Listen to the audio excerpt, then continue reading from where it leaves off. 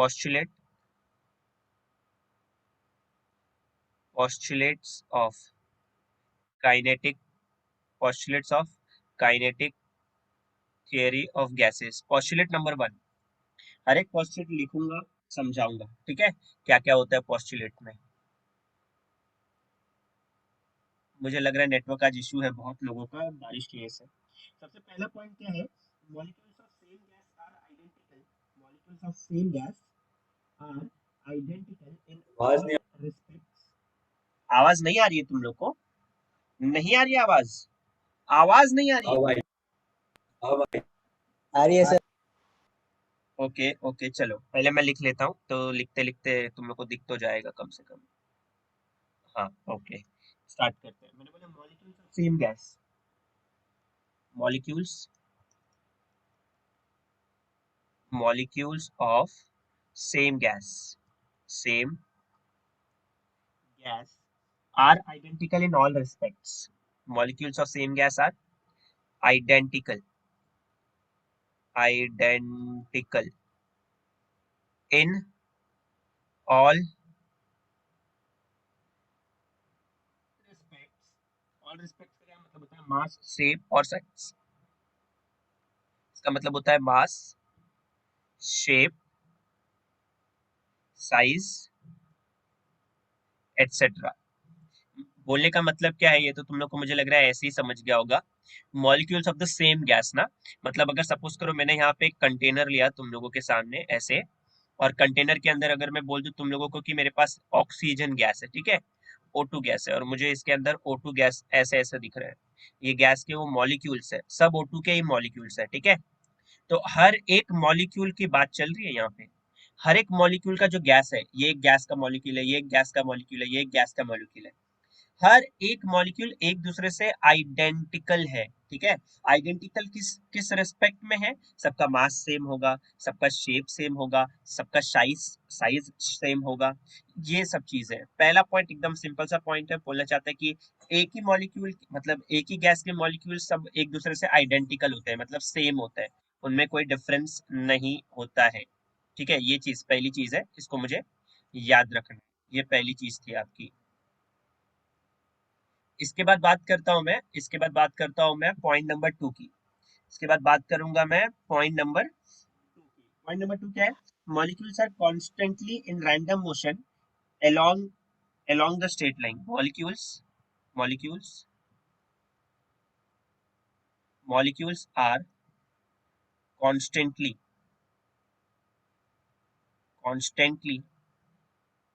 in random motion। they are constantly in random motion random motion random motion along along same या फिर along straight line. इसमें से कोई भी 6 postulate आपके एग्जाम में आ सकता है, ठीक है। तो मेरे पास फिलहाल 8 है, 8 में से जो भी 6 लगता है आपको वो करना होगा। Molecules are constantly in random motion along straight lines. ये देखना है आपको। बोलने का क्या मतलब है अभी इसका, अभी ध्यान से सुनना, ये क्या बोलना चाहता है। मैंने 3 एक्सिस लिया यहाँ पे, एक ये लिया और एक ये लिया और एक ये लिया, ऐसा। अब ये बोल रहा है molecules are in random motion, क्या मतलब है उसका, ये देख लो। इसको x मान लो, इसको y मान लो, इसको z मान लो। और रैंडम मोशन तो मुझे समझ में आ गया, पर यहाँ पे ये बोल रहा है कि ये स्ट्रेट लाइन में भी चल रहा है, और यहाँ पे अभी मैं अज्यूम करता हूँ एक मेरा पार्टिकल या मॉलिक्यूल यहाँ पे है, पार्टिकल नहीं मॉलिक्यूल्स की बात कर रहा हूँ मैं। ये एक मॉलिक्यूल है जिसके पास वेलोसिटी फिलहाल u है। कौन सी वेलोसिटी है इसके पास? u वेलोसिटी है, u वेलोसिटी है, ठीक है। मैं बार का साइन दे देता हूँ। अब इस u वेलोसिटी की बात कर रहा हूँ, ध्यान से सुनना। ये जो पार्टिकल है ये x में भी जा सकता है, ये y में भी जा सकता है, और ये z में भी जा सकता है। और एक्चुअली वो ऐसा ही कर रहा है अभी, आपको नहीं समझ में आ रहा होगा, वो ऐसा ही कर रहा है। अगर तुम लोग को याद है 11th स्टैंडर्ड में मैंने मैथ्स बोल रहा हूँ, वेक्टर्स पढ़ाया था, वेक्टर्स। यहाँ पे एक पॉइंट है, ठीक है, इसको आर बोलते थे। आपको, आप लोग ओ पे खड़े हो, ओ पे आपको जाना है पॉइंट पी पे, तो एक रास्ता तो यही दिखता है मुझे, सीधा ओ से कहाँ चलोगे, पी। मतलब आपको बेसिकली आर पे चलना है, आर पे चल लोगे मतलब ओ से पी पहुंच जाओगे, आर पे चल लोगे ओ से पी पहुंच जाओगे। पर ओ से पी पहुंचने का कोई दूसरा रास्ता है? आंसर इज यस है। थोड़ा एक्स चलूंगा और थोड़ा वाई चल लूंगा, थोड़ा एक्स चल लिया और थोड़ा वाई चल लिया, थोड़ा एक्स और थोड़ा वाई चलूंगा, तभी तो ओ से पी पहुंच रहा हूँ। इसका मतलब मैंने आपको सिखाया था ये कि आर इज इक्वल टू क्या होता है, हाँ आर इज इक्वल टू क्या होता है, याद करो, एक्स आई कैप प्लस वाई जे कैप होता था। ठीक है, और थ्री डी में इसको ले लू ना, थ्री डी में अगर इसको मैं ले लूँ तो प्लस जेड के कैप होता था। ये चीजें मैंने 11th में आपको मैथ्स में सिखाई थी। यही सेम रूल मैं यहाँ पे अप्लाई करूंगा, यही सेम रूल मैं यहाँ पे अप्लाई करूंगा। कैसे अप्लाई करूंगा, ध्यान से देखना। ये यू बार है ना, यू बार, यू बार को कैसे लिखता हूं मैं, यू बार को कैसे लिखता हूं मैं, ध्यान से देखना। U bar is equal to ऐसा लिखो क्या, यू एक्स यू आई और यू जेड, ठीक है, प्लस, इधर क्यों लिखा मैंने, इसके साथ आप आई कैप लिख लो, प्लस इसके साथ आप जे कैप लिख लो, प्लस इसके साथ आप के कैप लिख लो। यू लिखना था मुझे और ये क्या लिख दिया मैंने, एक सेकेंड, यू जेड है ये, यू जेड आएगा इधर, यू जेड, यू जेड और इसके साथ के कैप आएगा। ये वेलोसिटी हर डायरेक्शन में है, मतलब आपका पार्टिकल ऐसे ऐसे भी मूव कर सकता है, आपका पार्टिकल ऐसे ऐसे भी मूव कर सकता है, और आपका पार्टिकल ऐसे ऐसे भी मूव कर सकता है। तो ये आपको एक्स की तरह दिखेगा, ये वाई की तरह दिखेगा और ये जेड की तरह दिखेगा। इसलिए तीनों वेलोसिटी इसके पास अभी यहाँ पे प्रेजेंट है, ये मुझे याद रखना है। ठीक है, अब अगर मैं एवरेज स्पीड की बात कर लूं, मैं मैग्नीट्यूड निकालना चाहूँ तो कैसे निकालूंगा, ये जो यू बार है, यू बार, इसका मुझे मैग्नीट्यूड निकालना है। मैग्नीट्यूड किसी को फॉर्मूला याद है क्या, कैसे करते थे, आई के कोएफिशिएंट का स्क्वायर प्लस जे के कोएफिशिएंट का स्क्वायर प्लस के कोएफिशिएंट का स्क्वायर, मतलब u x square plus u y square plus u z square. क्या याद आता है हम लोग को, ये चीज पढ़ी है हम लोग ने कभी, कैसे मैग्नीट्यूड निकालते थे? यस, देखा है कभी, देखा है, समझा है, जाना है। अपने आप से बातें कर रहा हूँ क्या मैं, बोलो। अरे यार, ऐसे लोग हैं ना ये लोग को ना बार बार एग्जाम्पल देना पड़ता है, आई क्या प्लस जे क्या प्लस थ्री के क्या। अब मैं तुम लोग को बोलूँ कि ए बार का मैग्नीट्यूड निकालो, कितना आएगा बताओ, ए बार का मैग्नीट्यूड बताओ कितना आएगा, याद ही नहीं है ये लोग को। रूट 14 आएगा, root one square plus root one square plus root two square plus root three square. ये मतलब मैंने क्या किया, खाली आई जे के का जो कोएफिशिएंट है उसका स्क्वायर करना है, उसको ऐड करना है, स्क्वायर रूट में लेना है, उसका स्क्वायर करना है, उसको ऐड करना है, उसको स्क्वायर रूट में ले लेना है। सेम चीज तो यहाँ पे भी कर रहा हूँ मैं। तो ये वेलोसिटी का ऐसे कंपोनेंट निकालते हैं, कंपोनेंट निकालना कैसे वो 11th में सिखा दिया, अब उसको टाइम दे के मतलब है नहीं। अभी फिलहाल जिसको नहीं याद है वो याद कर लेगा कैसे मैंने मैग्नीट्यूड निकाला। मैं जब एवरेज स्पीड की बात करता हूँ, सुनना ध्यान से, average speed in all direction will be equal, मतलब जितना वो x में चलेगा उतना ही y में चलेगा और उतना ही z में चलेगा। मैं अज्यूम करता हूँ कि assuming assuming average speed average speed in all direction, in all in all direction will be same, will be same. Average की बात करो, किसी एक मॉलिक्यूल की बात नहीं कर रहा हूँ, दैट इज अगर सबका वेलोसिटी सेम है, इसका मतलब मैं u x is equal to u y which is equal to u z लिख सकता हूँ। और वो चीज को जब मैं इसमें पुट करूंगा, वो चीज को जब मैं इसमें पुट करूंगा तब क्या होगा, वो चीज को जब मैं इसमें पुट करूंगा तो क्या होगा, देखो, यू बार का जो मॉड वैल्यू है वो कैसा बनेगा, सबको मैंने यूएक्स बोल दिया, सबको क्या बोल दिया, यूएक्स, तो ऐसा हो जाएगा क्या कुछ, ये you x square plus you x square plus you x square, और अभी कितना यूएक्स दिख रहा है हम लोगों को, कि यू एक्स स्क्वायर। अब अगर आप यू एक्स को बाहर ले लोगे, यू एक्स स्क्वायर को, तो ये कुछ ऐसा दिखेगा finally, root three u x. ये आपको एवरेज स्पीड आ गई है, ये भूलना मत, इधर लिखा है एवरेज स्पीड आ गई है, ठीक है। एवरेज स्पीड निकालने का तरीका यही होता है। आगे चल के मैं एवरेज स्पीड निकालूंगा, एक पार्टिकल का स्पीड नहीं निकालूंगा, क्योंकि हर एक पार्टिकल का स्पीड अलग अलग होता है।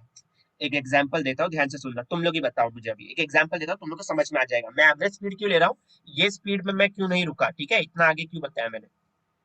तुम लोग के सामने मैंने कंटेनर बनाया, सपोज करो ये कंटेनर है, अज्यूम करते हैं ये कंटेनर है, ठीक है। और इस कंटेनर में हम लोग क्या ले रहे हैं,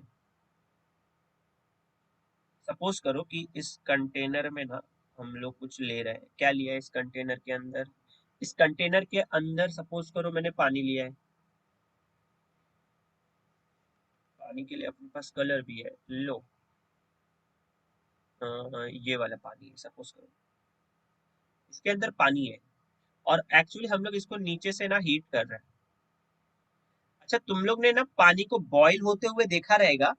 जब पानी बॉईल होता है ना, तो तुम लोग ने एक चीज तो ऑब्जर्व किया रहेगा कि जो बीच वाला पानी है ना, बीच वाला पानी ये ज्यादा ऊपर उछलता है, ये ज्यादा जंप करता है, कॉर्नर वाले थोड़ा कम जंप करते हैं। कभी ऑब्जर्व किया है क्या ये चीज? अगर ये नहीं ऑब्जर्व किया है तो एक और चीज ऑब्जर्व किया होगा। सपोज करो मेरे पास ना कढ़ाई है, कढ़ाई, हाँ ये अपनी कढ़ाई है, ऐसे ही अज्यूम कर लो। अभी ये कढ़ाई ऐसी है, मेरे घर पे तो ऐसी है, तुम लोग घर पे कैसी है मालूम नहीं। ये कढ़ाई है हम लोग की, इसमें सपोज करो तुम लोग कुछ भाजी बना रहे हो, भाजी सब्जी कुछ भी, ग्रेवी टाइप, ठीक है। अब अब इसको जब हीट करते हो आप इस भाजी को ऐसे ही छोड़ देते हो, कि किसी स्पैचुला से या किसी क्या बोल सकते हो आप, चम्मच से इसको बीच बीच में क्या करते हो, स्टर करते हो कि नहीं करते हो, करते हो कि नहीं करते हो? Yes sir. स्टर क्यों करते हो आप लोग? वैसे स्टर करने के पीछे बहुत सारे रीजंस होते हैं। स्टर करने के पीछे बहुत सारे रीजन होते हैं। एक रीजन होता है कि सपोज करो अगर वो राइस है तो वो नीचे ना चिपक जाए, ठीक है। दूसरा एक रीजन होता है स्टर करने का, कि एक टाइम पे जो हीट है, वो हीट है नीचे वाली चीजों को तो गर्म कर देगी, पर ऊपर वाली चीजों को गर्म नहीं कर पाएगी ना। तो इसलिए मैं क्या करता हूँ, इसको स्टर करता हूँ ताकि ऊपर वाली चीज नीचे आ जाए और नीचे वाली चीज ऊपर चले जाए। समझ रहे हो बातों की गहराई को? इसका मतलब सबको अगर मुझे गर्माहट पहुंचाना है, जब मैं इस कंटेनर के थ्रू गर्माहट इसको इसको हीट दूंगा, जब मैं इसको हीट दूंगा तो नीचे वाले को ज्यादा मिलेगा पर ऊपर वाले को कम मिलेगा ना। तो इसलिए मैं स्टर करता हूँ। इसलिए सबकी स्पीड यहाँ पे सेम होगी क्या? आंसर इज नो, सबकी स्पीड सेम नहीं होगी, ठीक है। तो मैं एवरेज स्पीड ले लेता हूँ, इसीलिए इसलिए मैं इसीलिए मैंने ये स्पीड तक आपको दिखाया करके कि कैसे करना है आप लोग को। कुछ समझा क्या एवरेज स्पीड क्यों लेना है मुझे? क्योंकि सबकी स्पीड अलग अलग होगी ना, सबकी स्पीड अलग होगी, इसलिए मुझे एवरेज स्पीड निकालना पड़ेगा। ओके, क्लियर है ये पॉइंट? Yes sir. चलो नेक्स्ट नेक्स्ट पॉइंट पे बढ़ते हैं। ये पॉइंट नंबर 2 था। देखो आप लोग को जब भी एग्जाम में पूछेगा कोई भी 6 पॉइंट, तो आप सिर्फ वर्ड्स में लिख दोगे ना तो भी चलेगा। आप सिर्फ वर्ड्स में लिखोगे चलेगा, ये एक्सप्लेनेशन नहीं दोगे तो भी चलेगा। अगर एग्जाम में टाइम मिलता है तब एक्सप्लेनेशन दे देना, वैसे एक्सप्लेनेशन देते मत बैठना इतना सारा, ठीक है। टाइम मिला एग्जाम में तो ही करना, वरना रहने देना। याद रखना, मैं तो पता चला यही एक्सप्लेनेशन में तुम लोग ने इतना टाइम निकाल दिया कि बाकी पेपर ही छूट गया तुम लोग का। तो ऐसे क्वेश्चंस को लास्ट में ही करने का, अगर लग रहा है कि हाँ इसमें एक्सप्लेन करके अच्छे से बता सकता हूँ मैं, बता सकती हूँ मैं, तो लास्ट में करना आराम से। इसके बाद बात करेंगे हम लोग, इसके बाद बात करेंगे पॉइंट नंबर थर्ड की, जो है all the collision of the gas molecules. सुनना ध्यान से, all the collisions, all the collisions of a gas molecule, of a gas molecule, all the collisions of a gas molecule, क्यों लिखा मैंने, क्यों क्यों इंग्लिश की धज्जियां उड़ रही है। all the collisions of a gas molecules, sorry, all the collisions of gas molecules among themselves, among themselves, among themselves, and with wall of the container, and and with wall of container, and with wall of container, wall of container, and with wall of container is elastic in nature, is elastic in nature, is elastic in वंश पिटना है क्या? पिटना है बेटा? हाँ, हाँ बोलो हाँ। Is elastic in nature, elastic in nature. अब ये इलास्टिक क्या होता है भाई? आप लोग को याद है मैंने एक चीज सिखाया था, elastic collision, elastic collision, in elastic collision. अब जो जे डबल और नीट देने की इच्छा रखते हैं ना, कि लगता है कि हाँ मैं दे सकती हूँ, मैं दे सकता हूँ, मैं इंजीनियर, मैं डॉक्टर बन सकती हूँ, है कैपेसिटी, तो उन लोग को एक छोटी सी चीज याद होनी चाहिए कि मोमेंटम दोनों में कंजर्व्ड रहता है। फिर से बता दूं, मतलब इनिशियल मोमेंटम और फाइनल मोमेंटम इसमें भी बराबर होता है, ठीक है। वैसे मैंने इनिशियल मोमेंटम सिस्टम की बात की, किसी पार्टिकल की नहीं बात कर रहा, सिस्टम की, इधर भी मैं सिस्टम की बात करता हूँ, ठीक है। सिस्टम का क्या मतलब है कि आपके पास यहाँ पे एक ऑब्जेक्ट है, यहाँ पे एक ऑब्जेक्ट है, इस ऑब्जेक्ट की वेलोसिटी u1 है, इसकी वेलोसिटी u2 है, ये दोनों ने एक दूसरे को टक्कर मारी, टक्कर मारने के बाद एक टाइम ऐसा आएगा, ये इसको हिट करेगा, तो ये दोनों ऐसे आगे चलते जाएंगे, पर इस बार जो u1 वेलोसिटी है v1 हो जाएगी और u2 वेलोसिटी v2 हो जाएगी, वेलोसिटी बदल जाती है। इसका बीच वाला फेज ऐसा होता है कि ये इसको अप्रोच करेगा, तो ये डायग्राम कुछ ऐसा बनेगा,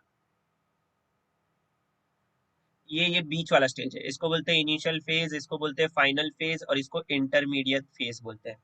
तो स्पेशलिटी ये है इलास्टिक और इन इलास्टिक कोलिजन की, मोमेंटम, मोमेंटम इनिशियल और फाइनल, और यहाँ पे भी इनिशियल मोमेंटम और फाइनल मोमेंटम सेम होता है।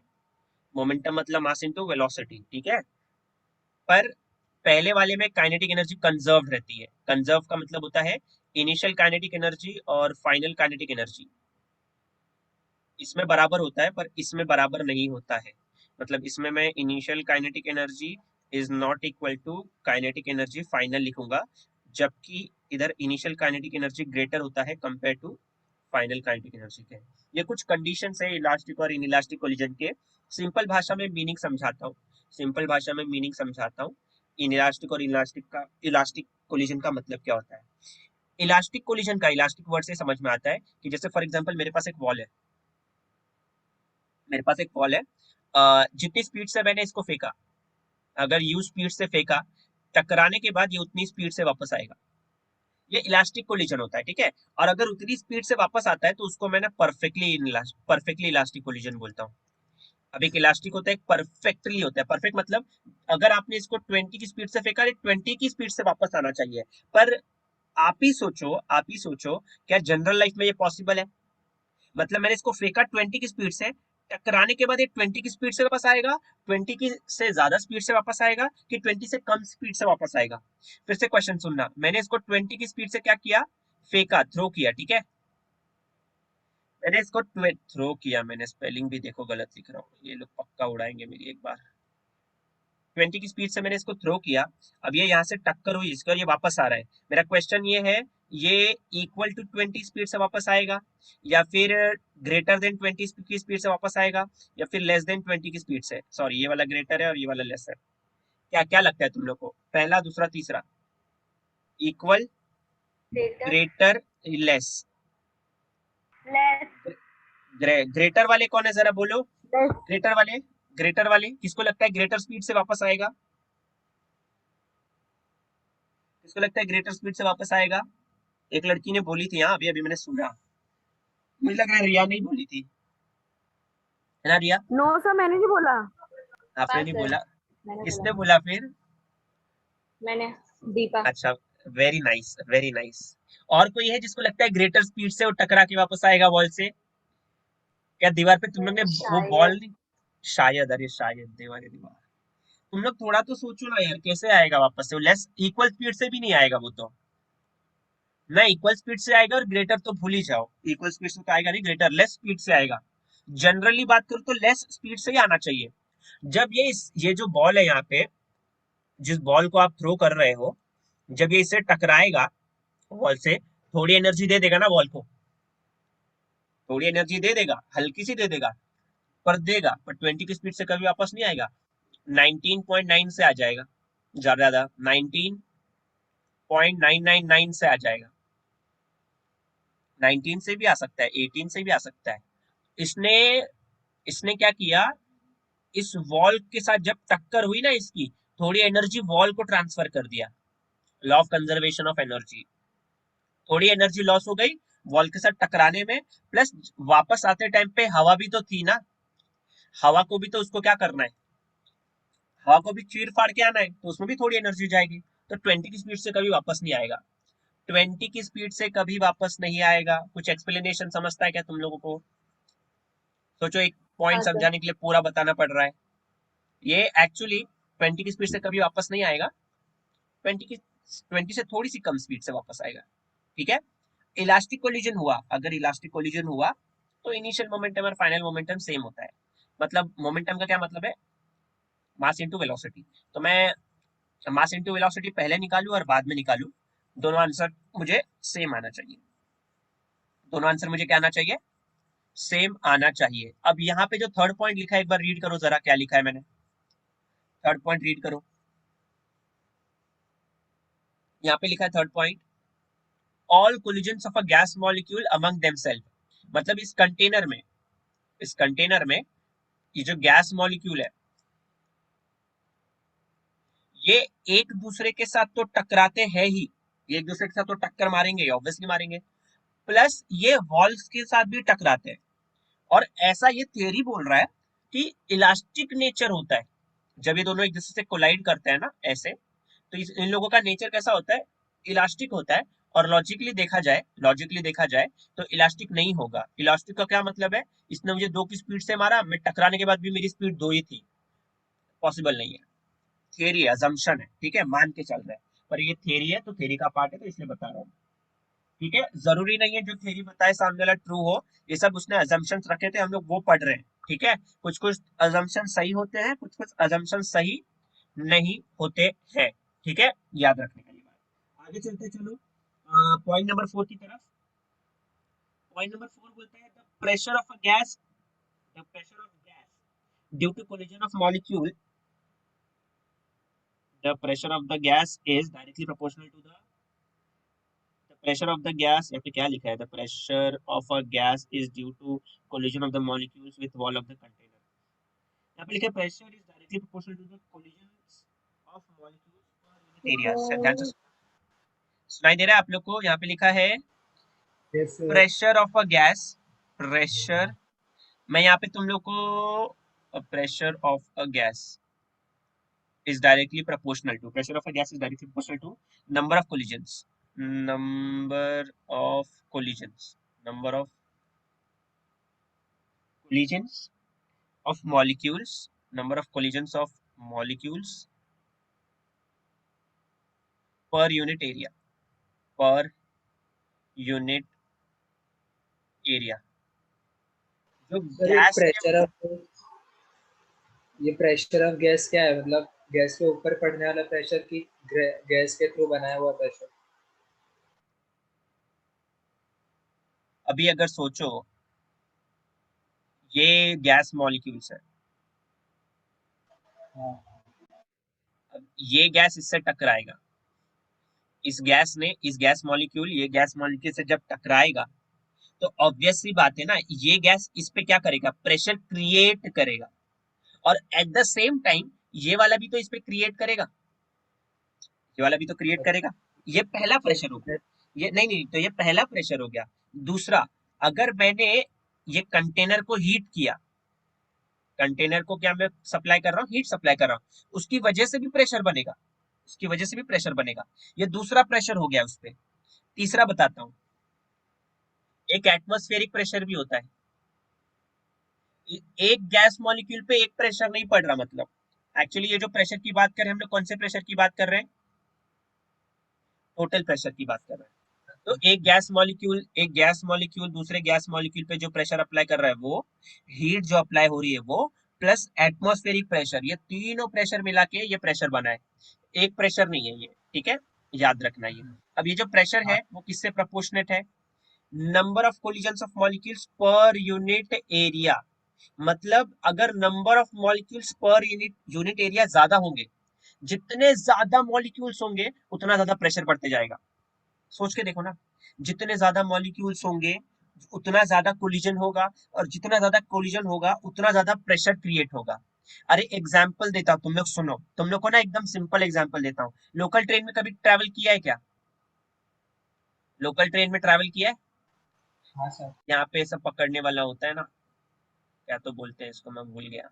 अब यहाँ पे तुम लोग खड़े हो मस्त में, सपोज करो ट्रेन में ना मस्त में भीड़ ही नहीं है, बस जैसी दिख रही है पर ट्रेन अज्यूम कर लो, भीड़ ही नहीं है ट्रेन में, ठीक है, आराम से खड़े हो स्पेस में, देखो तुम लोग के बीच में मस्त में स्पेस है, तो तुम लोग पे प्रेशर नहीं पड़ रहा अभी, तुम लोग मस्त हो, चिल्ड हो एकदम। और अभी इस ट्रेन में आ जाओ, इस ट्रेन में, इस ट्रेन में आ जाओ। अच्छा, भीड़ वाली ट्रेन में चढ़े हो कि नहीं, कैसा लगता है? कभी चढ़े हो तुम लोग, मौका मिला है? हाँ सर। तुम लोग का लक इतना अच्छा है कि तुम लोग को ट्रैवल करने भी नहीं मिला होगा मोस्ट प्रोबेबली। 2 साल से ऑलमोस्ट लॉकडाउन लॉकडाउन ही चल रहा है, मतलब ठीक है 1 साल से ज्यादा हो गया। तो कभी ना जब मौका मिलेगा ना तुम लोग को, तो अपने लोकल ट्रेन में जरूर जाना। लोकल ट्रेन में सर एकदम मस्त एग्जाम्पल है। जितनी ज्यादा क्राउड होती है ना अंदर, उतना ज्यादा तुम लोग को प्रेशर पड़ रहा है, बहुत प्रेशर पड़ता है, लिटरली बहुत प्रेशर पड़ता है। एक एक मेरा वो बताता हूँ तुम्हें पर्सनल एक्सपीरियंस। आपका मुंह यहाँ होता है, आपका पैर यहाँ होता है, ठीक है, आपका एक हाथ यहाँ होता है, एक हाथ पता नहीं कहाँ ही होता है, क्या ही तो कर रहे होते हो, और बैग जो लिए रहते हो ना वो अलग, वो कहीं और ही जा रहा होता है, और कैसे कैसे आप अपने मुंह को संभाल रहे होते हो पहले तो एक्चुअली बहुत ज्यादा प्रेशर पड़ता है। कोई पैर दबा देता है, कोई बॉडी दबा देता है, कोई हाथ दबा देता है, कोई बैग खींच रहा होता है, तो बहुत प्रेशर लगता है। इसका मतलब क्या है, जितनी ज्यादा भीड़ होगी ना, उतना ज्यादा प्रेशर क्रिएट होगा, जितनी ज्यादा भीड़ होगी उतना ज्यादा प्रेशर क्रिएट होगा। अपना फोर्थ पॉइंट यही समझाने की कोशिश कर रहा है। क्या सबको फोर्थ पॉइंट समझ में आ गया है? फोर्थ हाँ पॉइंट आप सर। लोग को, point number 5, kinetic theory of gases का हम लोग क्या पढ़ रहे हैं? अजम्पशन पढ़ रहे हैं। क्या क्या अजम्पशन होते हैं, क्या क्या अजम्पशन होते हैं। पॉइंट नंबर 5 की तरफ आते हैं। अब जो पॉइंट्स हैं इतने ज्यादा डीप में एक्सप्लेन करने की जरूरत नहीं है, इससे ज्यादा अभी और सिंपल सिंपल ही है। देखते हैं क्या है ये। पॉइंट नंबर 5 है, the kinetic energy of a gas depends only and only upon absolute temperature. ओहो, फिर से सुन लो क्या लिखा है, एक और बार बोल देता हूँ, ध्यान से सुनना। लिखा है यहाँ पे, kinetic theory, kinetic theory of A gas molecule, kinetic theory of a gas molecule is only is क्यों लिखा मैं, क्यों, why this probability, ओके ठीक है। Kinetic theory of a gas molecule only depends upon, only depends upon its absolute temperature, its absolute temperature. देखो मैं temperature लिख सकता था, एब्सोल्यूट टेम्परेचर लिखा है, इसका मतलब जो भी टेम्परेचर गिवन होगा आपको उसको कन्वर्ट करना पड़ेगा केल्विन में।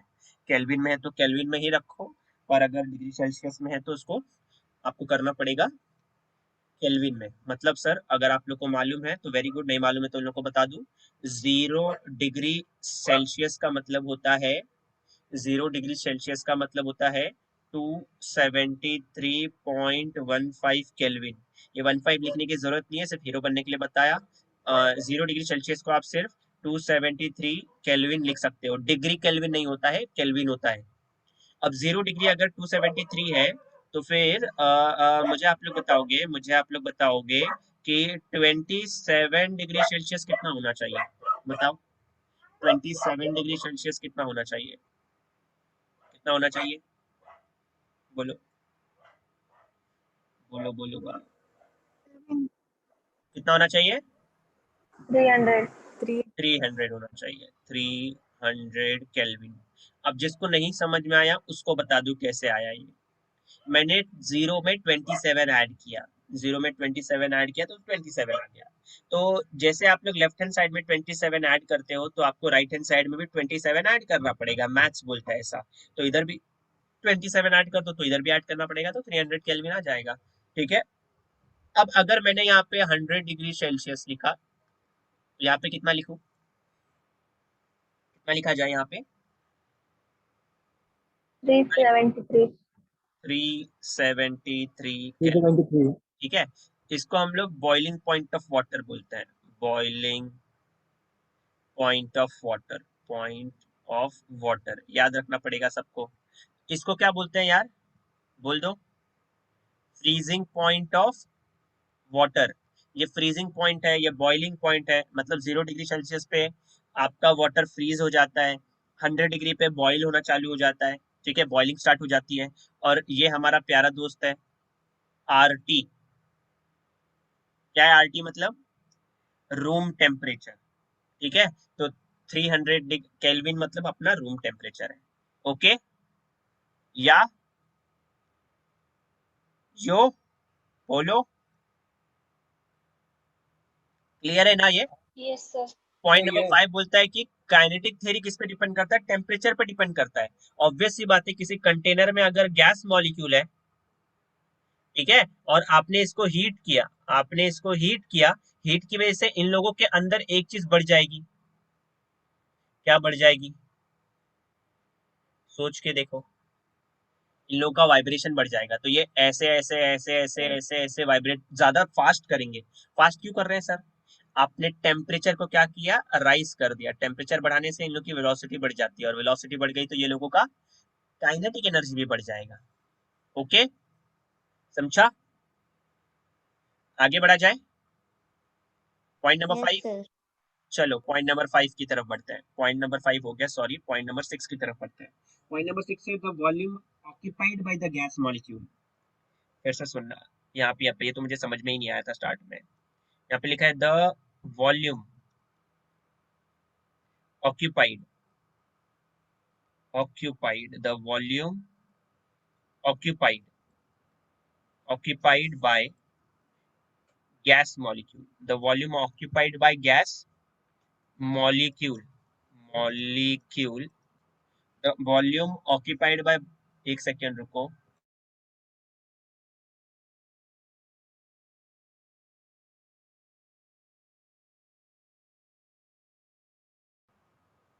ओके, मैंने फिर से बोलता हूँ, the volume occupied by gas molecules, the volume occupied by the gas molecules is negligible when compared to volume of gas, is negligible, negligible. The volume occupied by gas molecule is negligible when compared to volume of gas. Compare when compared to volume of gas. When compared to volume of gas. When compared to volume, कोई meaning समझाएगा क्या इसका? Volume of gas, the volume occupied by gas molecules, molecules क्यों लिखा? Molecule लिख देता हूँ, थोड़ा सोचोगे तो समझ में आ जाएगा, इतना कुछ मुझे लगता नहीं डिफिकल्ट है। यहाँ पे लिखा है मैंने the volume occupied by gas molecule, gas molecule is negligible compared to the volume of gas. का मतलब गैस मॉलिक्यूल का वो नेग्लिजिबल है वॉल्यूम, इसके कंपेयर में, volume of gas compare to volume of gas, मतलब एकदम मेरे को तो ये पॉइंट एकदम इलॉजिकली लगा, मतलब कॉमन सेंस ही है। देखते हैं क्या बोल रही है। सपोज करो मेरे पास इसके अंदर ना 100 गैस मॉलिक्यूल है, ये टोटल गैस मॉलिक्यूल मैंने अज्यूम किया 100। अब एक गैस मॉलिक्यूल का अगर मैं वॉल्यूम निकालूं और टोटल गैस का वॉल्यूम निकालूं, ऑब्वियसली टोटल का वॉल्यूम बहुत ज्यादा होगा ना कंपेयर टू एक सिंगल का। सिंगल मॉलिक्यूल का जो गैस वॉल्यूम होगा, पूरे गैस मॉलिक्यूल्स के कंपेयर में ऑब्वियसली क्या होगा? नेग्लिजिबल होगा। नेग्लिजिबल का क्या मतलब समझता है तुम लोग को?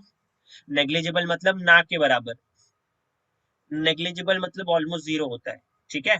ये बताने की कोशिश कर रहा है वो, मतलब सेंस ही नहीं था, पर ठीक है, अभी एजम्पशन है तो इसलिए पढ़ रहे हैं हम लोग, वरना इज्जत ही नहीं थी इस साइंटिस्ट की। सेवेंथ पॉइंट देखो, there is no intermolecular force of attraction among molecules.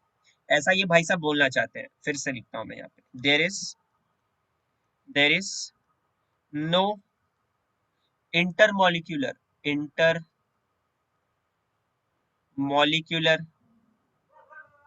Force of attraction, force of attraction. There is no intermolecular force of attraction.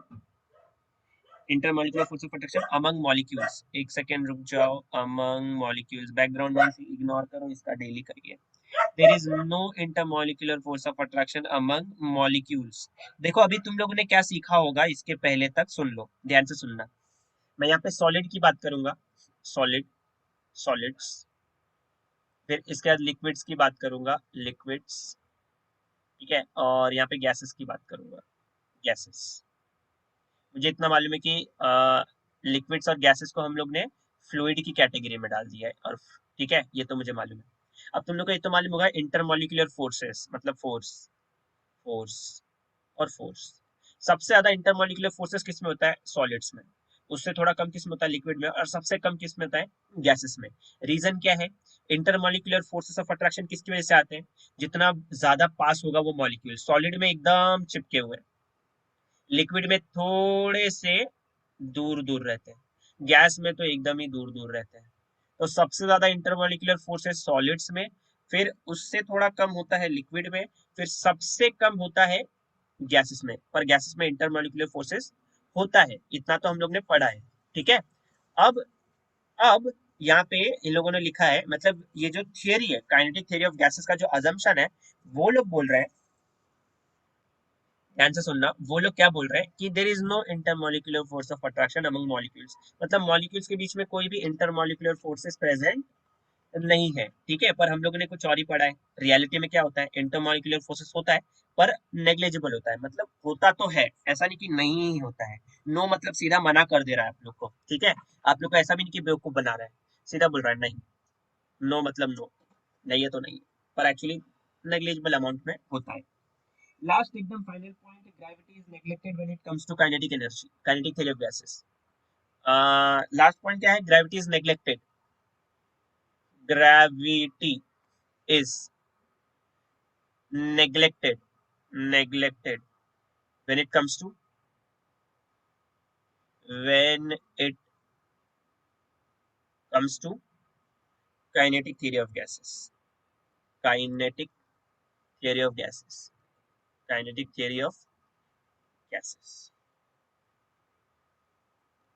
जब भी काइनेटिक थ्योरी ऑफ गैसेस की बात होगी, ग्रेविटी को हम लोग इग्नोर कर देंगे. नेग्लेक्ट मतलब क्या किया? इग्नोर किया. क्यों किया इग्नोर? ग्रेविटी मतलब क्या समझता है तुम लोग को? ग्रेविटी हमेशा किसको अट्रैक्ट करेगी? ग्रेविटी हमेशा किसको अट्रैक्ट करेगी बताओ? ग्रेविटी किसको अट्रैक्ट करेगी? ग्रेविटी हमेशा मासेस को अट्रैक्ट करती है. किसको अट्रैक्ट करती है? मासेस को. याद रखना, ग्रेविटी किसको अट्रैक्ट करती है? मासेस को अट्रैक्ट करती है.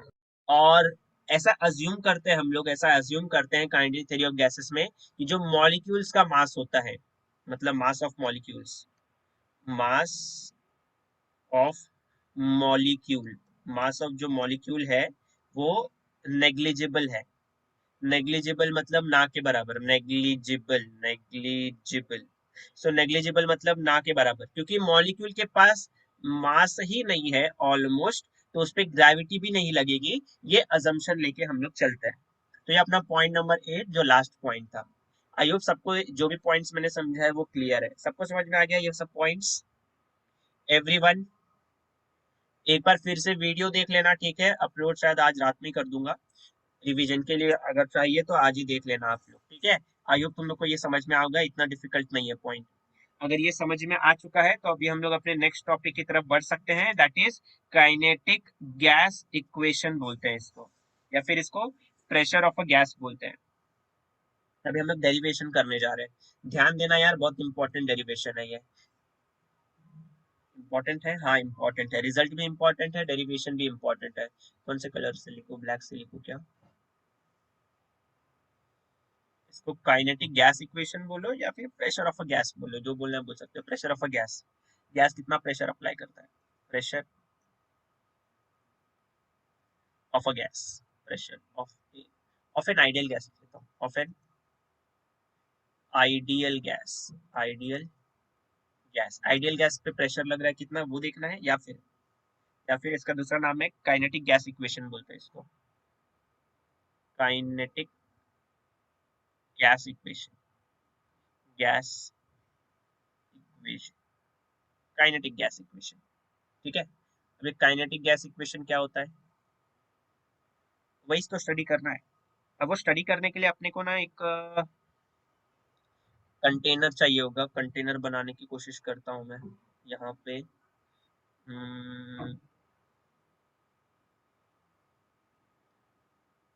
ट्राई करेंगे, हारेंगे नहीं, ट्राई करेंगे।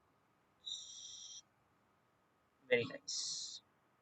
ये अरे ये कौन संभाल रहा है मेरे इसको, मत करो ऐसा। ये अज्यूम कर रहा हूँ मैं मेरा बॉक्स है ना। अरे यार ये इतना अच्छा बन गया था। चलो ठीक है, अज्यूम कर लो ये अपना बॉक्स है, ये अपना बॉक्स है। ठीक है, नाइस, वेरी नाइस। इतना अच्छा नहीं बना, फिर भी बन गया।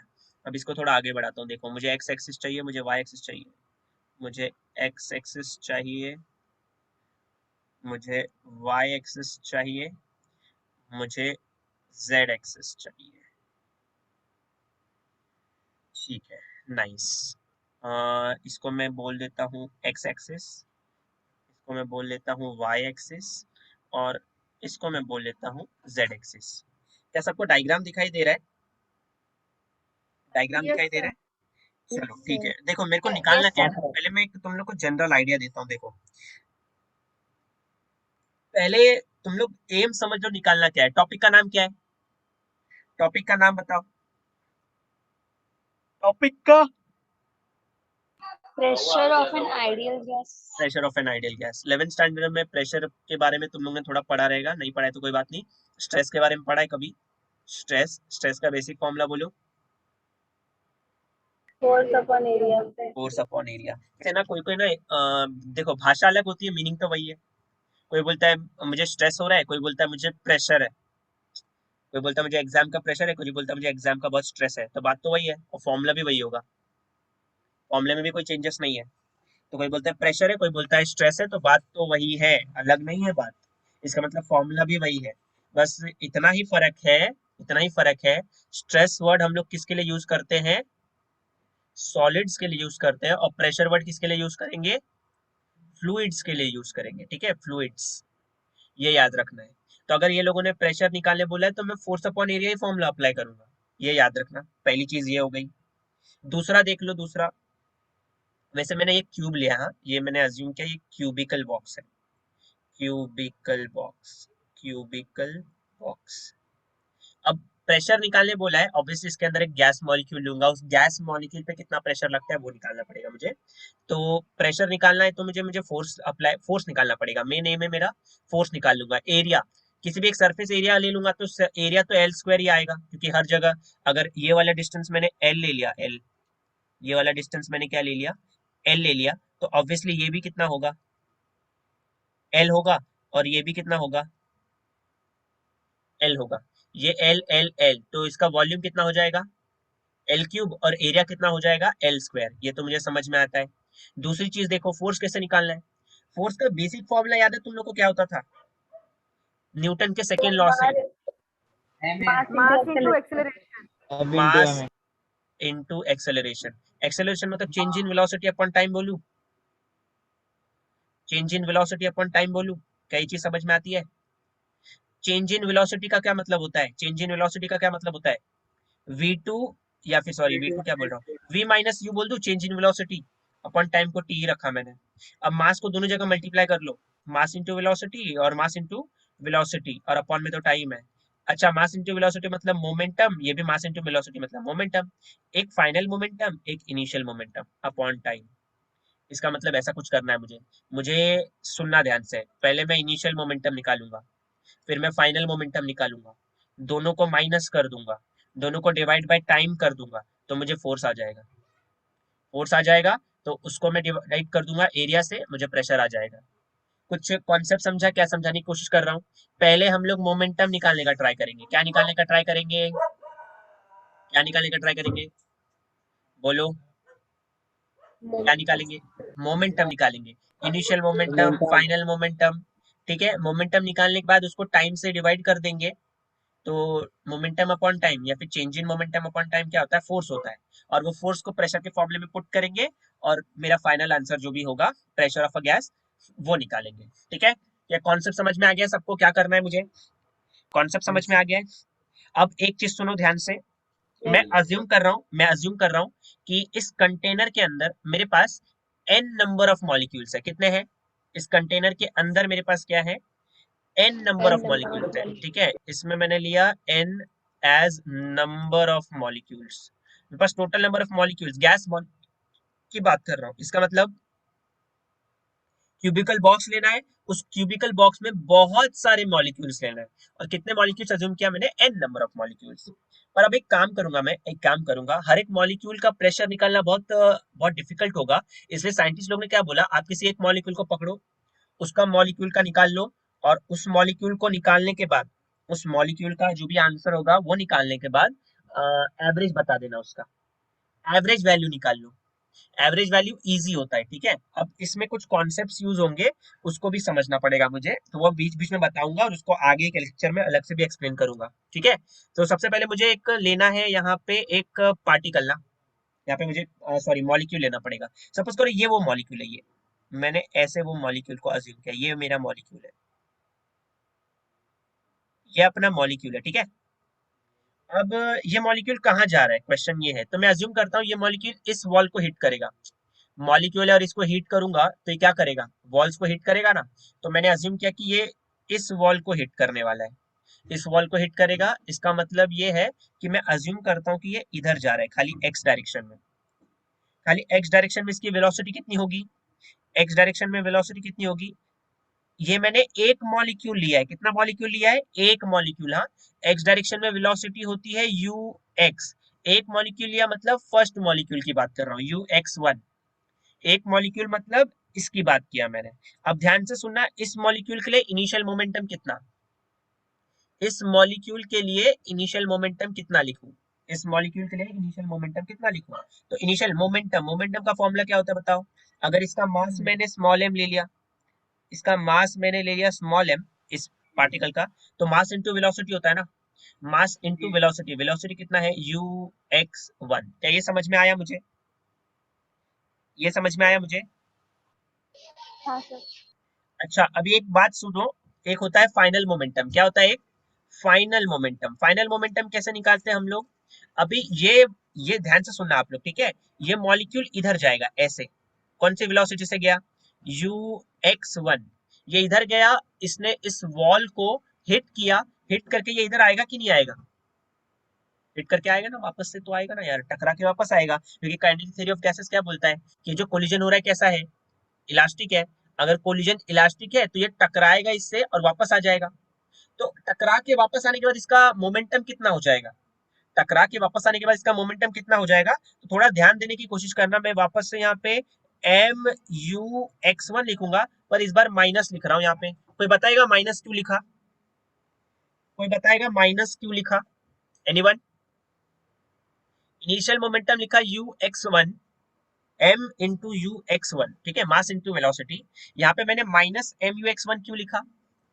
कोई बताएगा माइनस क्यों लिखा है, एनीवन, डायरेक्शन में। ऑपोजिट डायरेक्शन में, इसीलिए ये पॉजिटिव एक्स डायरेक्शन में था, ये नेगेटिव एक्स डायरेक्शन में, क्या इतना समझ में आता है सबको, पहली चीज क्लियर है, पहली चीज क्लियर है, हाँ सर। ओके चलो, अब मेरे पास इनिशियल मोमेंटम है, अब मेरे पास फाइनल मोमेंटम है, तो चेंज इन मोमेंटम निकाल लेते हैं, change in momentum, change in momentum, change in momentum निकाल लो, चेंज इन मोमेंटम क्या होगा, डेल्टा पी होता है ना, चेंज इन मोमेंटम क्या होता है, delta p, which is equal to p f minus p i, p f minus p f होता है, इतना समझा क्या, पी एफ माइनस पी,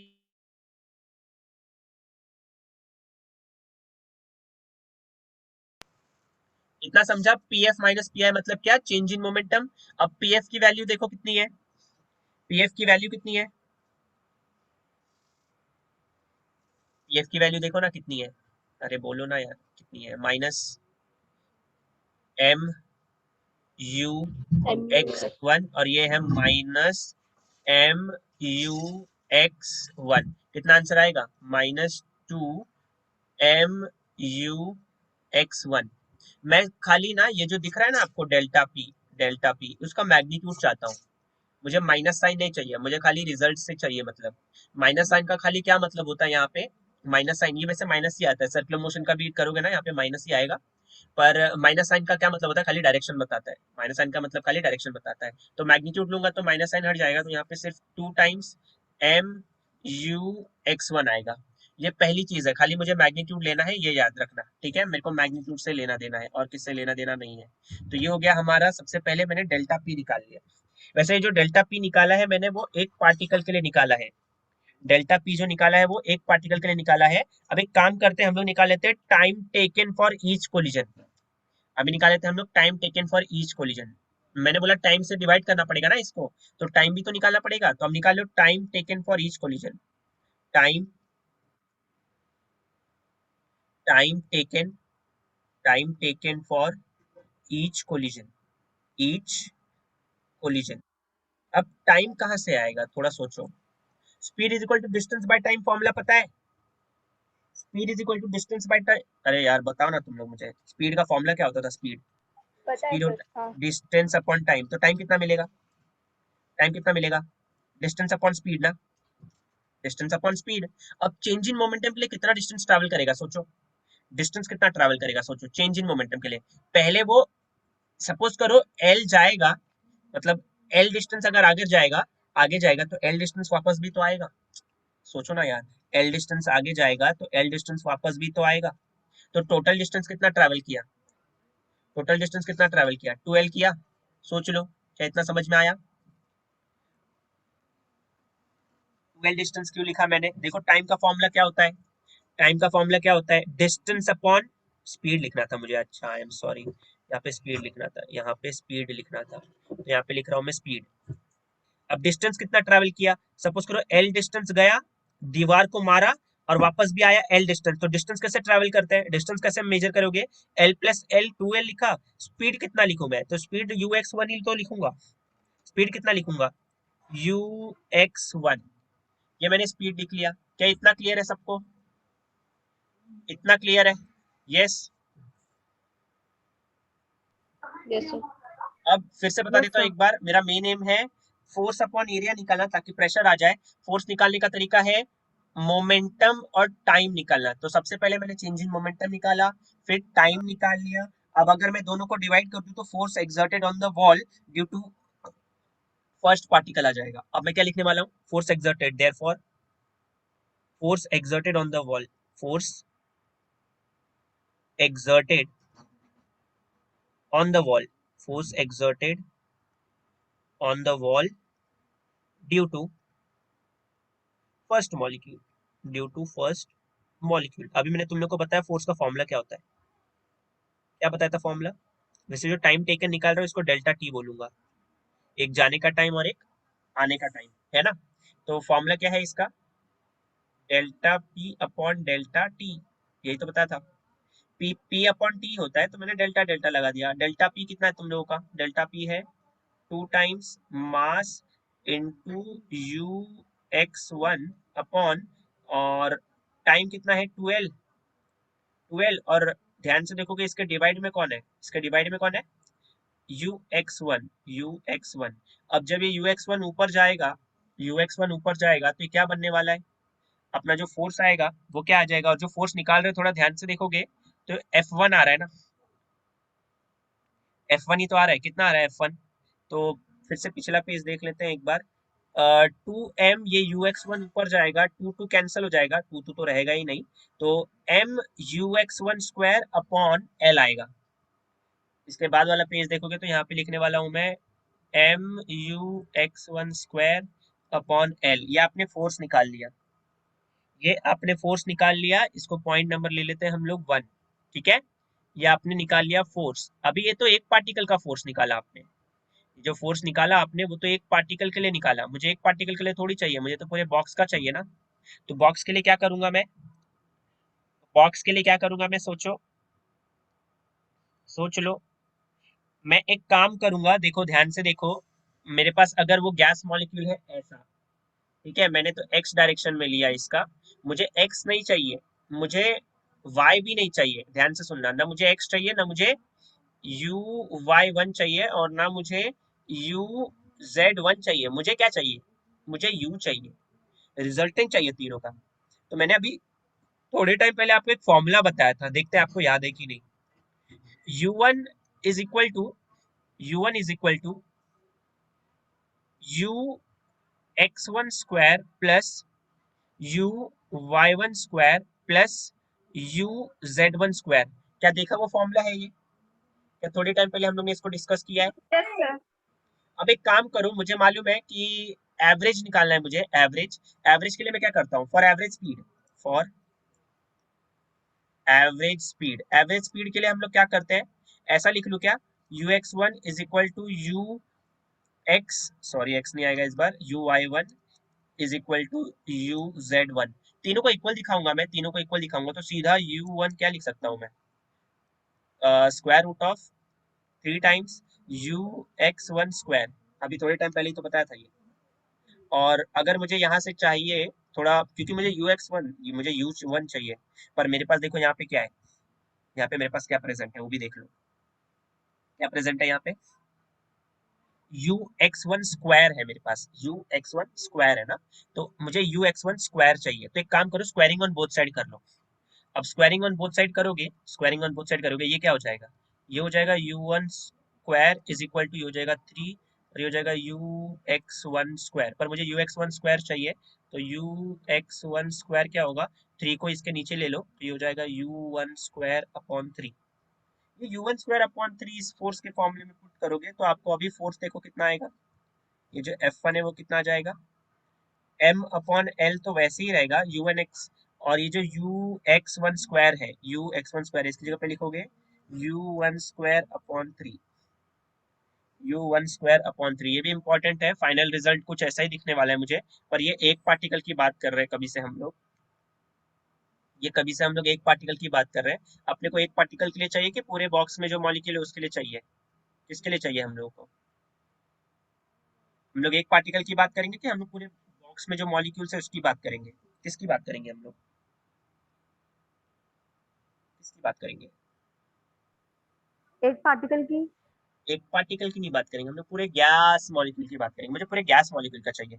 पर वो गैस मॉलिक्यूल का निकालने के लिए, गैस मॉलिक्यूल का निकालने के लिए हम लोग क्या करते हैं? यहाँ पे एक मॉलिक्यूल का निकालते हैं और फिर बोलते हैं उसका एवरेज निकाल लो।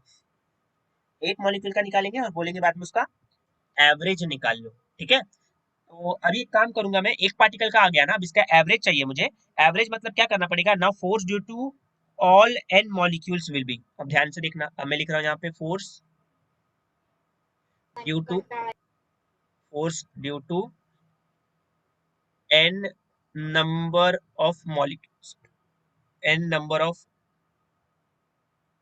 molecules will be। अब n number of molecules के लिए, n number of molecules के लिए ये फोर्स कितना हो जाएगा? तो टोटल फोर्स को मैं काम करता हूँ, सिर्फ कैपिटल F लिखता हूँ, इज इक्वल टू कितने मॉलिक्यूल्स होंगे? F1 plus F2 plus dot dot dot dot dot, कितने होंगे टोटल?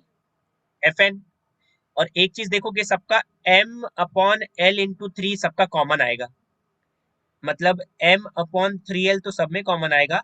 तो F1 के लिए क्या बचेगा मेरे पास? u1 square, u1 square. F2 के लिए क्या बचेगा? u2 square. F3 के लिए क्या बचेगा? u3 square plus dot dot dot dot dot. Fn के लिए क्या बचेगा? un square. क्या ये स्टेप सबको क्लियर है? क्या सबको ये स्टेप क्लियर है? हाँ सर। अब यहाँ पे एक चीज सुनना आप लोग, एक चीज सुनना ध्यान से, सबको समझ में आनी चाहिए ये। वैसे जो भी मैं निकाल रहा हूँ ये एफ नेट निकालने की कोशिश कर रहा हूँ, एफ नेट निकालने की कोशिश कर रहा हूँ, ठीक है?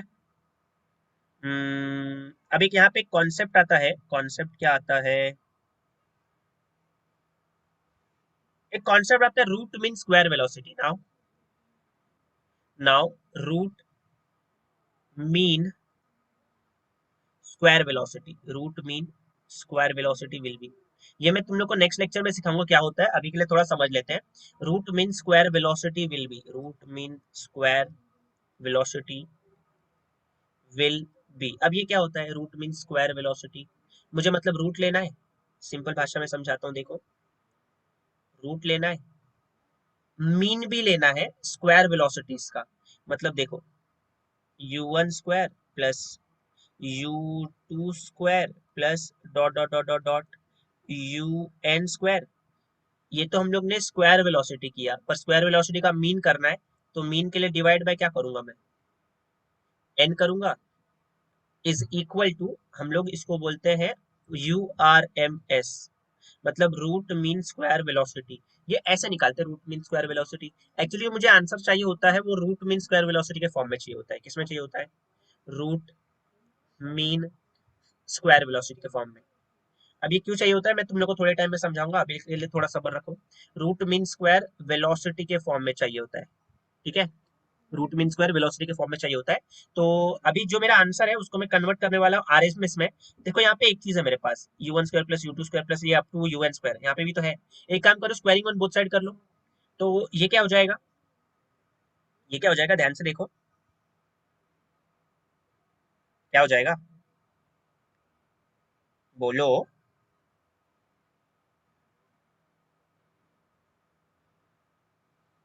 अरे बोल लो यार, कितना हो जाएगा? स्क्वायरिंग करने बोला मैंने, तो यू आर एम एस हो जाएगा ना। U R M S is equal to क्या हो जाएगा ये, u1 square plus u2 square plus dot dot dot dot un square, और अपॉन में n है ना, अपॉन में भी तो n है यहाँ पे, देख पा रहे हो ना, राइट बोल रहा हूँ मैं? Yes sir. तो अब अगर अपॉन में n है तो एक काम करो, उस अपॉन में n को यहाँ पे बुला लो, यहाँ पे, यहाँ पे बुला लिया मैंने। अब इस चीज को आपको पुट करनी है, इस चीज को आपको पुट करनी है, कहाँ पे पुट करेंगे इसको, इसमें पुट करेंगे तो आपको देखो एक रिजल्ट क्या मिलेगा। अब उसमें पुट करने से रिजल्ट क्या मिलेगा, ये वाला जो टर्म है, ये वाला जो टर्म, ये टर्म हट जाएगा, उसके बदले यू आर एम एस। अच्छा यहाँ पे स्क्वायरिंग ऑन बोथ साइड किया ना, तो इसका स्क्वायर ही नहीं किया मैंने, स्क्वायर करने के बाद आएगा वो, सॉरी, स्क्वायर करने के बाद आएगा वो। तो स्क्वायर करूंगा इसका तो इसका स्क्वायर हो जाएगा। तो अब इसको नेक्स्ट स्टेप में देखो कैसे लिखना है। तो जो अपना नेट फोर्स हो जाएगा, नेट फोर्स हो जाएगा। थोड़ा पिछले वाले पेज पे भी एक बार नजर मारते हैं, ऊपर क्या है, m/3l है ना, m/3l है, m/3l है। और थोड़ा ध्यान से देखेंगे अभी यहाँ पे इसके बदले क्या आ जाएगा, इसके बदले क्या आ जाएगा अपने पास, n into you R M S square, यहाँ पे आ जाएगा n into you R M S square, n into you R M S square हो जाएगा। ये मैंने खाली अब एफ नेट निकाला है अभी तक, जो भी निकाला है। इसको लिखने का तरीका कैसा होता है अभी ध्यान से देखते हैं। तो एफ नेट ऐसा लिखते हैं, F net is equal to 1/3 M N upon L, 1/3 M N upon L U R M S square. ये एफ नेट निकाला, अगर इसी एफ नेट को एरिया से डिवाइड कर दो तो now pressure will be, now pressure will be, pressure का फॉर्मूला क्या बताया मैंने, pressure is force by area which is equal to F upon A. तो एफ क्या दिखाई दे रहा है आप लोगों को, एफ कितना दिखाई दे रहा है, यहाँ पे एफ कितना दिख रहा है आप लोग को, बताओ। अभी ऊपर से एफ निकाला ना, ये हो जाएगा 1/3 m into n upon l, और ये हो जाएगा u R M S the whole square. Divide by area करना है, एरिया तो ए लिखूंगा मैं, पर ए के बदले में एल स्क्वायर लिखूं, चलेगा क्या, सोच लो।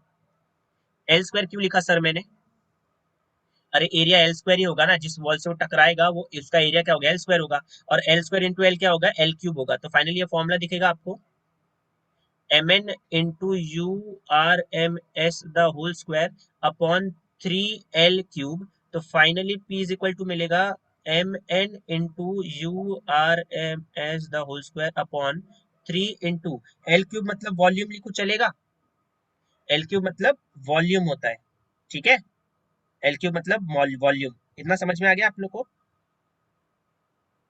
और इस p को बस उधर भेज दो तो आपका काम हो गया, pv is equal to m N upon 3 into you R M S square. ये आधा आंसर है, ये आधा आंसर है, ये एक चीज आ गई आप लोग की। इतना क्लियर है सबको? अब इसको और भी इंपॉर्टेंट फॉर्मूले में सर। कन्वर्ट करेंगे, सबको क्लियर है इतना? यस था पीवी इज इक्वल टू मैंने लिखा था 1 अपॉन एक सेकेंड रुको 1/3 m into n URMS the whole square. यहाँ पे हम लोग ने ये डेरिवेशन को स्टॉप किया है, ठीक है, यहाँ पे लास्ट टाइम इतना कर लिया है।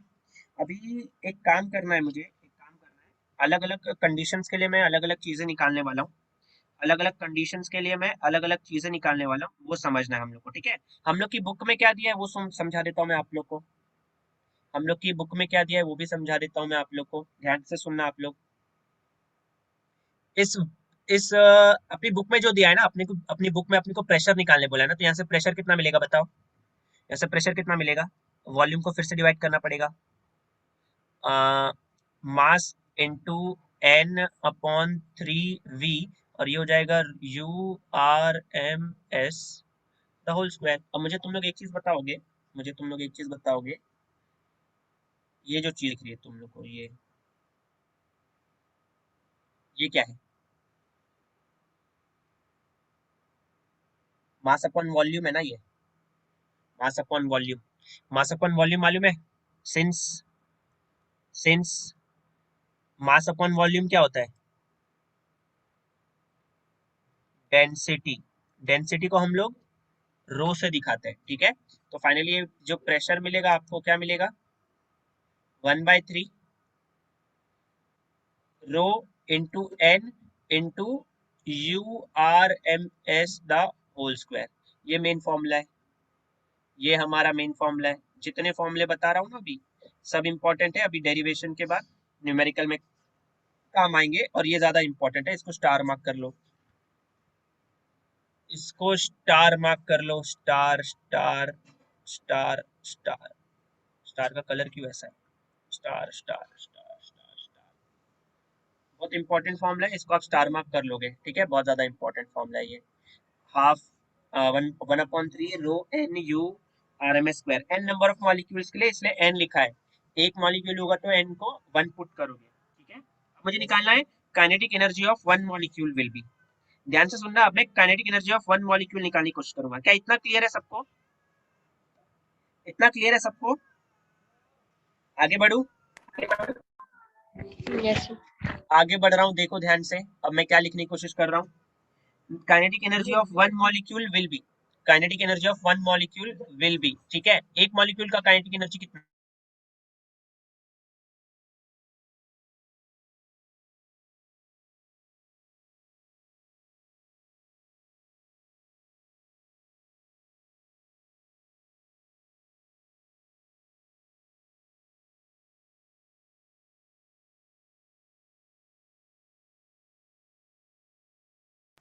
Okay, kinetic energy of one molecule will B, एक मॉलिक्यूल का काइनेटिक एनर्जी कितना होगा, नॉर्मली काइनेटिक एनर्जी का फॉर्मूला आता है तुम लोग को, मैंने पूरे चैप्टर में वेलोसिटी को किससे रिप्रेजेंट किया है, मैंने पूरे चैप्टर में वेलोसिटी को किससे रिप्रेजेंट किया है, u से रिप्रेजेंट किया है।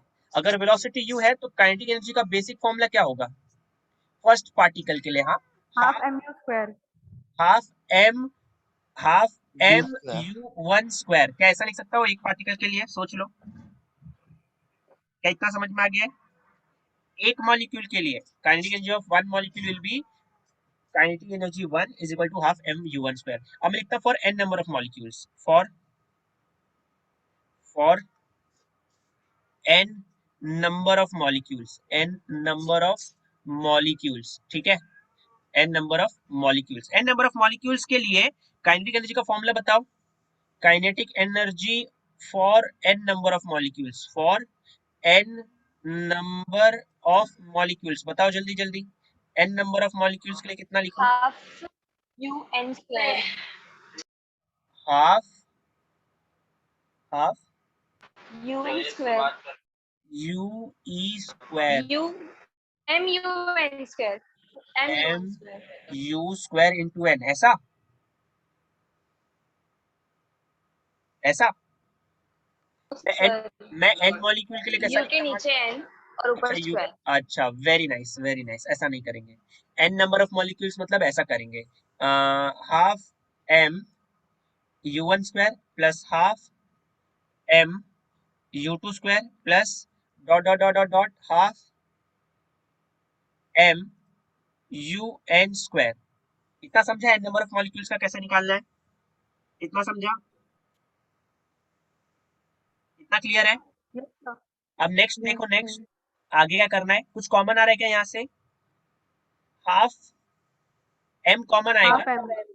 अगर हाफ m कॉमन आया, हाफ m अगर कॉमन आया आपका, हाफ m आया आपका कॉमन, तो अंदर क्या बचेगा? u1 square plus u2 square plus dot dot dot dot un square, यही बचेगा ना? हाफ m, यही सब बचा। अब थोड़ा ध्यान से देखो, इसकी वैल्यू मैंने पीछे क्या लिखी थी, थोड़ा याद करने की कोशिश करो। इसका वैल्यू पीछे क्या लिखा था मैंने, सोचो थोड़ा सा। हाफ m, इसकी वैल्यू लिखी थी मैंने n into you R M S the whole square. सोच लो पहले इतना, मैंने पिछले डेरिवेशन में यही किया था। सोच लो पहले, बोलो बोलो। अभी तो कराया था। Yes, sir. तो ये काइनेटिक एनर्जी n मॉलिक्यूल्स के लिए इन टर्म्स ऑफ आ गया है आंसर। इंपॉर्टेंट है ये, इसको एक पॉइंट, चलो इसको मैं पॉइंट नंबर सपोज करो 1 बोल देता हूँ, ठीक है। इसको पॉइंट नंबर मैंने बोल दिया सपोज करो 2, ये पॉइंट नंबर 2 हो गया। ये फॉर्मूला भी आपको याद करना पड़ेगा। अब एक काम करेंगे, ये जो पीवी वाला फॉर्मूला है ना, पीवी, ये दिख रहा है ये, अच्छा मैं पीवी वाले को 1 ले लेता हूँ, चलो नंबरिंग चेंज करते हैं, नंबरिंग चेंज करते हैं। एक काम करते हैं, पीवी वाले को 1 ले लेते हैं, क्योंकि पीवी वाले का काम है अपने को। तो इस वाले इक्वेशन को 1 बोला, इस वाले इक्वेशन को 2 बोला, और इस वाले इक्वेशन को 3 बोला। अब एक काम करेंगे, हम लोग इक्वेशन 1 और 3 को डिवाइड करेंगे। ध्यान से सुनना, डिवाइडिंग इक्वेशन 1 एंड 3, डिवाइडिंग, एक सेकेंड रुको, डिवाइडिंग, डिवाइडिंग इक्वेशन 1 एंड 3, ठीक है। मैंने बोला 1 एंड 3 को डिवाइड कर रहा हूँ, मैंने ऐसा नहीं बोला किसको किससे डिवाइड कर रहा हूँ, ठीक है। तो मैं किसको किससे डिवाइड कर रहा हूँ बता देता हूँ। मैं काइनेटिक एनर्जी को P अपॉन V से डिवाइड करूंगा, मतलब ऊपर काइनेटिक एनर्जी रखने वाला और नीचे PV रखने वाला हूँ। फिर से बोल देता हूँ, ऊपर रखूंगा काइनेटिक एनर्जी, नीचे रखने वाला हूँ PV, ठीक है। काइनेटिक एनर्जी का देखो फॉर्मूला कितना है, पहले 1/2 MnU RMS स्क्वायर, फिर से बोल दूं 1/2 MnU RMS square, total upon PV। PV का आंसर देखो यहाँ पे 1/3 MnU RMS स्क्वायर, यहाँ पे 1/3 है, देख लो ध्यान से, 1/3 MnU RMS स्क्वायर। कुछ कैंसिल होगा क्या? कैंसिल होते हुए नजर आ रहा है? Mn से Mn उड़ेगा, अच्छा ये तो नहीं उड़ने वाला है, आई एम सॉरी, इससे ये उड़ जाएगा। अगर ये लोग उड़ गए तो अब बचा क्या है मेरे पास? ये 3 एक्चुअली ऊपर जंप करता है, 2 नीचे जंप करता है, तो ये 3/2 बचेगा, ठीक है। और यहाँ पे बचा है काइनेटिक एनर्जी अपॉन पीवी। अब मुझे सिर्फ काइनेटिक एनर्जी चाहिए, ध्यान से देखो, मेरे को चाहिए काइनेटिक एनर्जी, मुझे चाहिए काइनेटिक एनर्जी। क्या आ जाएगा काइनेटिक एनर्जी? इसको स्टार मार्क कर लो यार तुम लोग, बहुत इंपॉर्टेंट फॉर्मूला है ये, बहुत ज्यादा इंपॉर्टेंट फॉर्मूला है, इसको स्टार मार्क कर लेना भाई।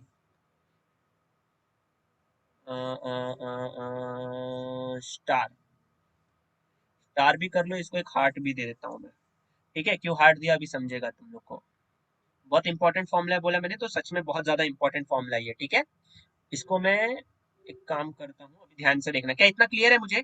Kinetic energy is equal to 3/2 PV, क्या इतना समझा? Kinetic energy is equal to 3/2 PV, kinetic energy is equal to 3/2 PV. सबको क्लियर है? सबको क्लियर है? हाँ सर। ओके ठीक है, इसको थोड़ा सा आगे बढ़ाता हूँ, लास्ट, अभी अभी लास्ट टॉपिक की तरफ बढ़ रहे हैं हम लोग, आज के लास्ट टॉपिक की तरफ। अब मुझे बताओगे बाय आइडियल गैस इक्वेशन, ध्यान से सुनना। अब मैं पूछ रहा हूँ तुम लोग से by ideal gas equation, by ideal gas equation, ideal gas equation याद है क्या तुम लोग को? PV is equal to NRT होता है, हाँ sir, PV equal to NRT. और फॉर, अगर ऐसा लिखो, for 1 mole of a gas, for 1 mole of a gas, 1 mole of a gas के लिए एन को कितना लेना पड़ता है? 1 लेना पड़ता है ना। इसमें n1 पुट करोगे तो आपको आंसर आएगा PV इज इक्वल टू सिर्फ RT। इस इक्वेशन को मैं इक्वेशन नंबर 4 बोल देता हूँ, और इस PV is equal to RT को इक्वेशन नंबर 4 में पुट करो तो kinetic energy is equal to 3/2। PV की जगह पे क्या लिख लूंगा मैं, RT लिख लूंगा। याद रखना यहाँ पे जो T है वो कौन सा टेम्परेचर होगा, एब्सोल्यूट टेम्परेचर होगा। आज का लेक्चर ना ये बहुत ज्यादा इंपॉर्टेंट है, हाँ, गलती से भी हल्के में मत लेना इसको, क्योंकि हर एक रिजल्ट है ना तुम लोग को न्यूमेरिकल में काम आएगा, और एंट्रेंस में तो खाली रिजल्ट पे ही, फॉर्मूले पे ही आता है क्वेश्चन। तो सबसे ज्यादा इंपॉर्टेंट तो ये है, अभी जो सबसे ज्यादा आंसर आया है तुम लोग को सबसे ज्यादा यही देखने मिलेगा। तो इसको स्टार मार्क ना लिख के ना मैं दिल दिल दिल दिल दिल दे देता हूँ, इसको भर भर के दिल देता हूँ। देखो 1 2 3 बहुत ज्यादा इंपॉर्टेंट है ये वाला। देखो एक इसको इक्वेशन नंबर मैंने 5 बोल दिया। क्या तुम लोग को समझ में आया? Kinetic energy is equal to 3/2 RT। Kinetic energy is equal to 3/2 PV भी होता है, kinetic energy is equal to 3/2 RT भी होता है। क्या इतना क्लियर है? इतना क्लियर है सबको? Yes sir. मैं इस चीज को यहीं पे स्टॉप कर रहा हूँ, 2 स्टेप और आगे बढ़ाऊंगा ना एक और आंसर मिलेगा मुझे जो उससे भी ज्यादा इंपॉर्टेंट है। पर जितना अभी पढ़ाया है ना तुम लोग इसको अच्छे से जाके डाइजेस्ट कर लो, घर पे जाके इसको लिख लो, खुद के नोट्स बना लो, जो भी बताया मैंने तुम लोग को। एक तो मैंने बता दिया कि हाँ चलो ठीक है ये वाला रिजल्ट इंपॉर्टेंट है, पर मेन एक्चुअली यहाँ तक करने बोलेगा, डेरिवेशन डेरिवेशन यहाँ तक करने बोलेगा। अगर बोला तो, अगर बोला करने के लिए तो यहाँ तक करने बोलेगा। और डेरिवेशन से ज्यादा एक्चुअली ये सब रिजल्ट्स इंपॉर्टेंट है, जैसे इक्वेशन नंबर 3 इंपॉर्टेंट था, और इक्वेशन नंबर 4 इंपॉर्टेंट है, और फाइनली इक्वेशन नंबर 5 तो बहुत ज्यादा इंपॉर्टेंट है। और जो 6th वाला इक्वेशन आएगा वो तो मतलब मोस्ट मोस्ट मोस्ट इंपॉर्टेंट है। और वो अभी इसलिए नहीं बता रहा हूँ क्योंकि फिर वो एवोगैड्रो नंबर पे बेस्ड है, इसलिए नहीं बता रहा हूँ। तो अभी के लिए फिलहाल बोलूं मैं तो अपनी क्लास हम लोग यहीं पे स्टॉप कर रहे हैं।